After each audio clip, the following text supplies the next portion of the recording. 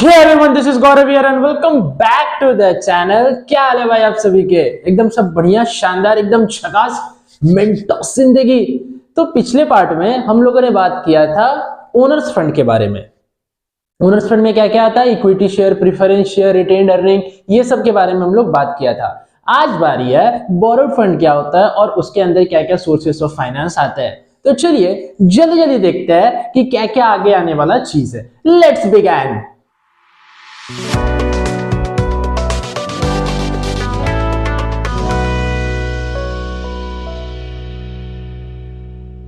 तो बात करेंगे सबसे पहले कि बोरोड फंड होता क्या है। बेसिकली हम लोग ओनर्स फंड में क्या सीखे थे कि ओनर फंड वो होता है जो कि ओनर्स के द्वारा, यानी जो भी कंपनी का ओनर होते हैं उन लोगों के द्वारा जो कैपिटल कंट्रीब्यूट किया जाता है उसको हम लोग कहते हैं ओनर्स फंड।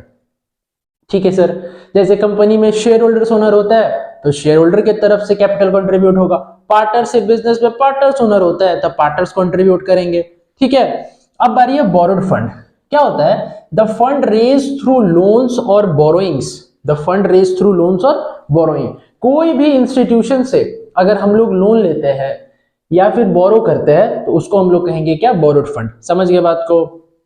नेक्स्ट क्या है देखो, डिवेंचर्स एंड बॉन्ड्स। ठीक है, यानी कि जो सोर्सेस ऑफ फंड है under what? Borrowed fund. Borrowed fund के अंदर जो सोर्सेस ऑफ फंड है वो मेरे क्या क्या है? तो सबसे पहला है डिवेंचर एंड बॉन्ड्स। ठीक है, सबसे पहला डिवेंचर एंड बॉन्ड्स। देखो, जैसे कि शेयर होल्डर्स को ओनर्स ऑफ द कंपनी कहा जाता है, ये चीज आप भी जानते हैं, मैं भी जानता हूं। ठीक है, शेयर होल्डर्स को क्या कहा जाता है? शेयर होल्डर्स को ओनर्स ऑफ द कंपनी। ठीक है, और डिवेंचर होल्डर्स को क्या कहा जाता है? Creditors of the company. What?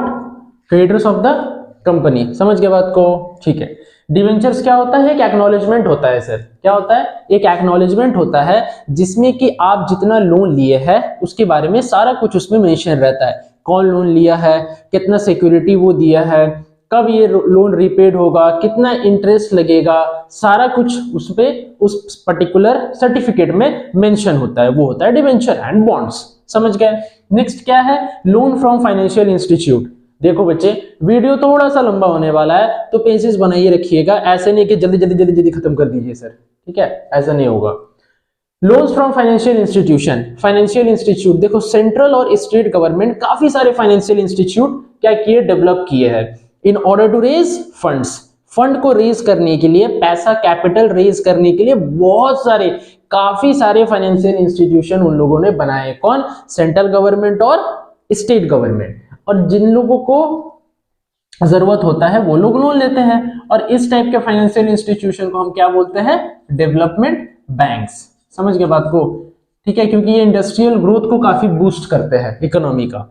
ठीक है, नेक्स्ट है कमर्शियल बैंक। कमर्शियल बैंक आप लोग बहुत अच्छे से जानते हैं। कमर्शियल बैंक जैसे SBI, bank of India, PNB, ये सब हो गया मेरा कमर्शियल बैंक। कमर्शियल बैंक का मेन मोटिव क्या होता है? To earn profit. क्या होता है? To earn profit. प्रॉफिट कमाना सबसे मेन मोटो होता है ये लोग का। नेक्स्ट क्या है? Public deposit. Sir public deposit क्या होता है? हम डायरेक्टली पब्लिक से पैसा रेज करते हैं। हम डायरेक्टली पब्लिक से पैसा रेज करते हैं। ठीक है, नेक्स्ट क्या है? Trade credit. Sir what is trade credit? Trade credit का मतलब होता है कि एक ट्रेडर दूसरे ट्रेडर को क्या करता है? लोन देता है in order to purchase of goods and services. Goods purchase करने के लिए एक बिजनेसमैन अगर दूसरे बिजनेसमैन को लोन दे रहा है, that is known as trade credit. Last है इंटर कॉर्पोरेट डिपॉजिट। देखो बहुत सारे कॉर्पोरेट इंस्टीट्यूशन ना कंपनीज एक्ट में रजिस्टर्ड होता है। क्या बोले? काफी सारे institution, corporate institution companies act 2013 में रजिस्टर्ड है। तो अगर एक कॉर्पोरेट इंस्टीट्यूशन दूसरे कॉर्पोरेट इंस्टीट्यूशन को लोन देती है तो that is called inter corporate deposits. Clear है? ठीक है, अब एक एक करके चर्चा करते हैं। ठीक है, सबसे पहला आता है डिवेंचर। डिवेंचर क्या होता है? ध्यान से समझिएगा, इसका फीचर्स, मेरिट्स, डिमेरिट्स सारे चीज के बारे में बात करेंगे। सबसे पहले सुन लो बात को, समझ गया ना? सुन लीजिए ध्यान से। फीचर्स क्या होता है? फर्स्ट ऑफ ऑल डिवेंचर क्या होता है ये मैंने समझ लिया। समझ लिए? Very good. क्या होता है डिवेंचर? शाबाश। डिवेंचर होता है कि एक ऐसा एग्रीमेंट या एक ऐसा एक्नॉलेजमेंट जिसमें आपका लोन के बारे में बताया जाता है, सारा डिटेल्स, कब लोन लिए है, कब लोन रीपे करेंगे, कितना अमाउंट ऑफ इंटरेस्ट लगेगा, कौन लोन लिया है उसका नाम, जो लोन दिया है उस कंपनी का नाम, सारा कुछ each and everything is mentioned in that particular document और in that particular acknowledgement. Clear है एकदम से। अब देखो फीचर्स, फीचर्स क्या है? Long term sources. सर अगर लॉन्ग टर्म सोर्सेस यानी ज्यादा अमाउंट रेज करना है तो डिवेंचर सही है, long term sources of loan देता है। नेक्स्ट क्या है? Creditors of the company. As I told you earlier that debenture holders are called the creditors of the company. ठीक है, ठीक है sir. Fix rate of return, debenture के पहले परसेंटेज होता है। याद करो एक जमाना हुआ करता था जब मैं आप लोग को बताया करता था कि प्रीफरेंस शेयर को एक फिक्स रेट ऑफ रिटर्न मिलता है प्रीफरेंस शेयर होल्डर्स को। क्यों? क्योंकि सर इसके पहले परसेंटेज डिनोट होता है। ठीक उसी प्रकार ना डिवेंचर में भी परसेंटेज डिनोट होता है। 12% डिवेंचर या 10% डिवेंचर, तो ये 12% 10% क्या है? रेट ऑफ इंटरेस्ट है। तो सर ये तो फिक्स है क्योंकि ये तो एक्नॉलेजमेंट में लिखा रहेगा, और ये जो फिक्स रेट है इस हिसाब से आपको क्या रिटर्न देना होगा या रिटर्न मिलेगा। समझ गया ना बात को? कोई परेशानी नहीं है।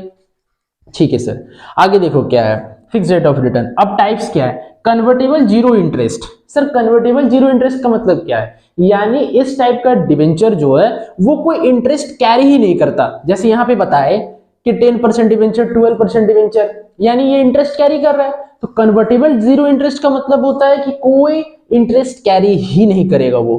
क्लियर है? ठीक है सर। नेक्स्ट क्या है देखो, कन्वर्टेबल एंड नॉन कन्वर्टेबल। ये convertible and non convertible. Convertible का मतलब होता है कि वो डिवेंचर्स जो कि इक्विटी शेयर में तुरंत कन्वर्ट हो जाए। समझ गया? शेयर कितना टाइप का होता है बच्चे? सर शेयर दो टाइप का। क्या क्या? इक्विटी शेयर और प्रेफरेंस शेयर। ठीक है सर।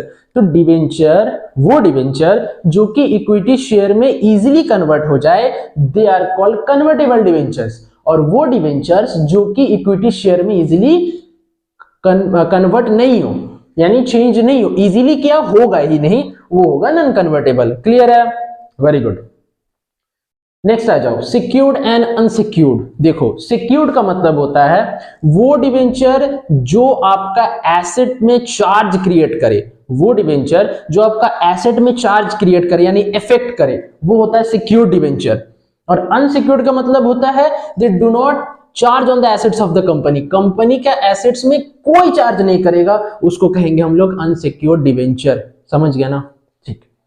आगे क्या है? Registered and bearer debenture. ये रजिस्टर्ड एंड बियरर डिवेंचर क्या होता है भैया? देखो क्या होता है रजिस्टर्ड एंड बियरर डिवेंचर। अगर आप लोन लिए, आपका नाम अगर उस एक्नॉलेजमेंट में है, आप लोन लिए, कोई भी कंपनी हो, चाहे ए कंपनी हो, चाहे बी कंपनी हो, चाहे सी कंपनी, कोई भी कंपनी हो, अगर आप लोन लिए और आपका अगर नाम उस पर्टिकुलर एक्नॉलेजमेंट में है तो आपको रिटर्न मिलेगा। क्लियर है ना? सुनना ध्यान से। एक क्या बताए, आप लोन लिए हैं, आपका नाम रजिस्टर्ड है तो आपको रिटर्न मिलेगा। समझ गया ना? बस उसी को मिलेगा जिसका नाम उसमें रजिस्टर्ड है, तो वो हो गया रजिस्टर्ड डिवेंचर। बियरर डिवेंचर क्या है? उस आदमी को रिटर्न मिलेगा जिसका नाम भले ही कुछ दूसरा है एक्नॉलेजमेंट में, बट प्रेजेंट कोई और कर रहा है, वो डॉक्यूमेंट को कोई और ले जा रहा है। फॉर एग्जाम्पल मान लो ये ए है और ये बी है। ठीक है, अब ए डिवेंचर लिया है, इसमें नाम इसका रजिस्टर्ड है।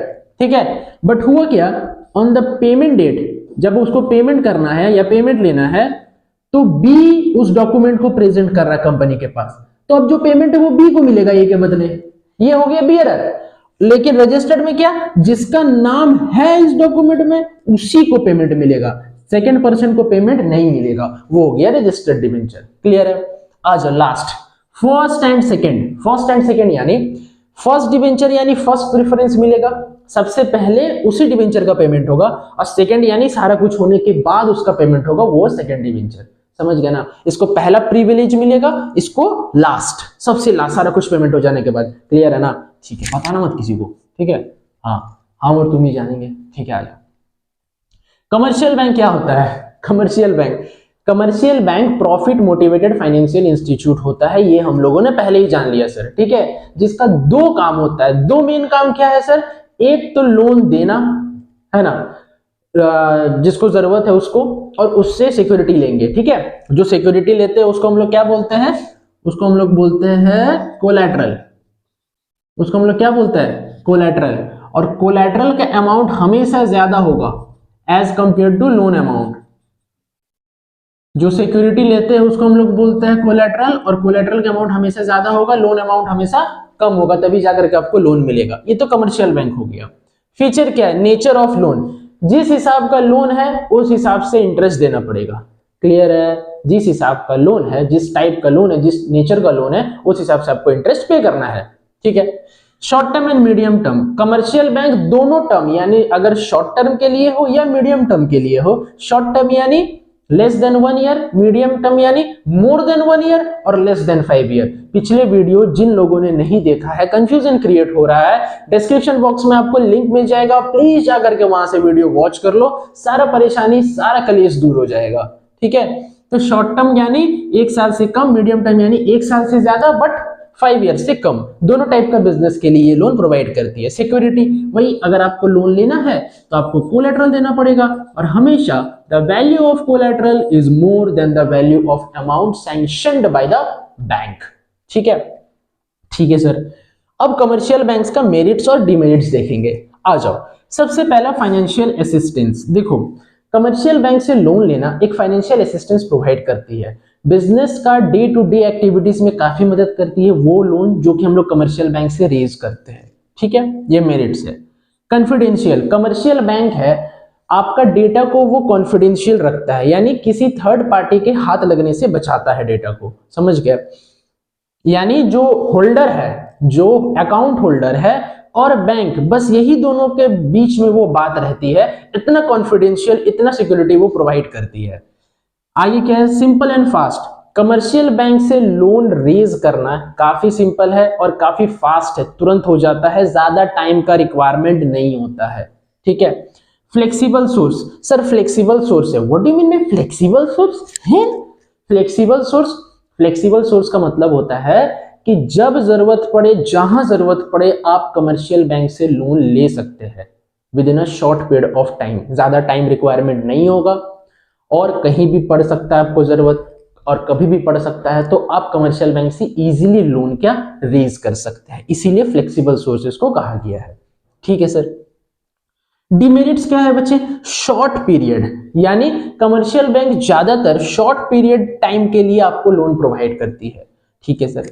चलो आगे क्या है? देखो, डिसीजन। डिसीजन का मतलब होता है कि अगर कमर्शियल बैंक आपको लोन दी है, तो कोई भी बिजनेस को अगर वो लोन दी है तो उसका जो डिसीजन है वो खुद हैंडल करेगी, कब उसको एसेट को बेचना है, उस पर्टिकुलर बिजनेस का बोल रहे हैं। जैसे कि देखो यहां पे ये मान लो एबीसी लिमिटेड, ये एक बिजनेस है, ये कंपनी है क्या? ABC limited. ध्यान से सुनिएगा।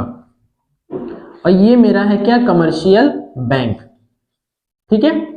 ये क्या है? मेरा कमर्शियल बैंक। अब कमर्शियल बैंक इसको क्या दी? लोन दी। तो इस कंपनी को कब कब एसेट बेचना है, कब ओनर इससे पैसे निकालेगा, कब किसी को ये क्रेडिट बेचेगा, क्रेडिट में बेचेगा, उधार में बेचेगा, सारा इसका एक्टिविटी कौन? कमर्शियल बैंक कंट्रोल करेगा। क्यों? क्योंकि कमर्शियल बैंक इसको लोन दिया है, तो इसका मैनेजमेंट में इसका हिस्सा है। समझ गया ना? ठीक है। आगे क्या है? देखो, डिसीजन हो गया। रेस्ट्रिक्शन, बहुत सारा रेस्ट्रिक्शन लगा देगी कमर्शियल बैंक इस कंपनी के ऊपर। क्यों? क्योंकि उसको लोन दिया तो इसका भी हिस्सा है उसका मैनेजमेंट डिसीजन पे। सही है सर। नेक्स्ट क्या है? Not for large business. देखो मेरिट्स में क्या बताए, सॉरी फीचर्स में, short term and medium term. Sir short term और मीडियम टर्म बिजनेस के लिए सही है, लार्ज टर्म बिजनेस के लिए यानी लॉन्ग टर्म बिजनेस के लिए सही नहीं है। कौन? Commercial bank. ठीक है, समझ गया ना? ठीक है सर। लास्ट बचता है मेरा क्या? Loans from financial institution. ठीक है। देखो यहां पे आ जाओ जरा। ये लोन फ्रॉम फाइनेंशियल इंस्टीट्यूशन में मैंने क्या बताया था कि फाइनेंशियल इंस्टीट्यूट सेंट्रल गवर्नमेंट और स्टेट गवर्नमेंट दोनों मिलके बनाई है। बहुत सारा फाइनेंशियल इंस्टीट्यूट, जिसको आज के दिन में हम लोग उसको क्या बोलते हैं? Development banks. ठीक है। Suitable to raise long term finance. अगर आपको लंबे समय तक के लिए लोन चाहिए, लंबे समय तक के लिए कैपिटल इन्वेस्ट करना है, तो लोन्स फ्रॉम फाइनेंशियल इंस्टीट्यूशन यानी अलग अलग जगह पे जो अलग अलग फाइनेंशियल इंस्टीट्यूट है वो काफी आपको हेल्प कर सकता है, क्योंकि ये mainly long term business finance के लिए ही बनाया गया है। ठीक है सर। मेरिट्स क्या है देखो, मीडियम एंड लॉन्ग टर्म, ठीक है सर, मीडियम टर्म और लॉन्ग टर्म दोनों बिजनेस के लिए सूटेबल है। असिस्टेंस इन बिजनेस, बिजनेस का कोई भी एक्टिविटी हो आपको ये मदद करता है, कौन? फाइनेंशियल इंस्टीट्यूशन, समझ गए। आगे क्या है, सोर्सेस ऑफ गुडविल। देखो अगर कोई बिजनेस है, कोई भी बिजनेस है जो कि फाइनेंशियल इंस्टीट्यूशन से लोन लेती है, तो इससे क्या होता है कि वो पर्टिकुलर बिजनेस का गुडविल थोड़ा इनहैंस होता है। आ जाओ जाओ जाओ, जैसे कि वही सेम एग्जांपल लेते हैं, एबीसी लिमिटेड जो है वो फाइनेंशियल इंस्टीट्यूशन से लोन ली, एबीसी लिमिटेड फाइनेंशियल इंस्टीट्यूशन से लोन ली है, ठीक है। तो अगर वो फाइनेंशियल इंस्टीट्यूशन से लोन ली है ना, तो इसका जो गुडविल है वो काफी ज्यादा हो जाएगा मार्केट में, समझ गए। और वो अलग अलग फाइनेंशियल इंस्टीट्यूशन से या कोई भी फाइनेंशियल इंस्टीट्यूशन को छोड़ करके अगर कोई इंस्टीट्यूशन है उससे इजीली लोन क्या रेज कर सकती है, क्यों? क्योंकि उसका एक बैकअप है कि हम फाइनेंशियल इंस्टीट्यूशन से लोन लेते हैं, फालतू फालतू व्यक्ति नहीं है, समझ गया ना, तो आपको भी देना पड़ेगा, ठीक है। तो ये चीज होता है, तो गुडविल बूस्ट कर जाएगा उसका। इजी रीपेमेंट स्कीम, कोई जल्दीबाजी नहीं होता है, आराम से आप पेमेंट कर सकते हैं इंस्टॉलमेंट में। तो रीपेमेंट जो स्कीम है वो बहुत ही काफी इजी है, कोई कलीश नहीं है इसमें, आप आराम से इंस्टॉलमेंट में थोड़ा थोड़ा करके इंस्टॉलमेंट में पैसा आप क्या पे कर सकते हैं, रीपे कर सकते हैं। नेक्स्ट क्या है, फाइनेंस इवन ड्यूरिंग डिप्रेशन, जब सारा दरवाजा बंद हो जाए, ये खुला रहता है बंदा कि आओ हम लोन देने के लिए रेडी है, यानी जब इकोनॉमी डिप्रेशन में होता है, डिप्रेशन यानी वो उतना ज्यादा प्रॉफिट नहीं कर पा रहा है, वो हमेशा लॉस पे जा रहा है, तो उसको कहते हैं depression. Even during depression financial institution can provide finance to the business, समझ गए ना। अगर डिप्रेशन स्टेज में है इकोनॉमी, तो अगर फाइनेंस का जरूरत है, पैसा का जरूरत है, फाइनेंशियल इंस्टीट्यूशन आराम से आपको लोन प्रोवाइड करेगा, ठीक है। डिमेरिट्स क्या है इसका, देखिए डिफिकल्ट प्रोसीजर, देखो बहुत सारे लीगल फॉर्मेलिटी से गुजरना पड़ता है, यानी रीपेमेंट स्कीम तो इजी है, बट जो आप लोन रेज कर रहे हैं ना उसमें काफी सारा लीगल फॉर्मेलिटीज का जरूरत पड़ता है, और वो लीगल फॉर्मेलिटीज बहुत ही टाइम कंज्यूमिंग है, टाइम टेकन है, ठीक है। तो ये इसके डिमेरिट्स हो सकता है। रेस्ट्रिक्टिव क्लॉजेस, जैसे कि फाइनेंशियल इंस्टीट्यूट उस पर्टिकुलर कंपनी को लोन दी है तो उसमें वो बहुत सारा रेस्ट्रिक्शन लगा देगी, आपको ये करना है, आपको ये नहीं करना, आपको वो करना है, सारा कुछ रेस्ट्रिक्शन वो लगाएगी, सारा कुछ एक्टिविटी वो हैंडल करेगी, समझ गए। नेक्स्ट क्या है, interference in management. As I told you earlier that commercial bank can take part in the management of the company. Similarly, financial institution do the same.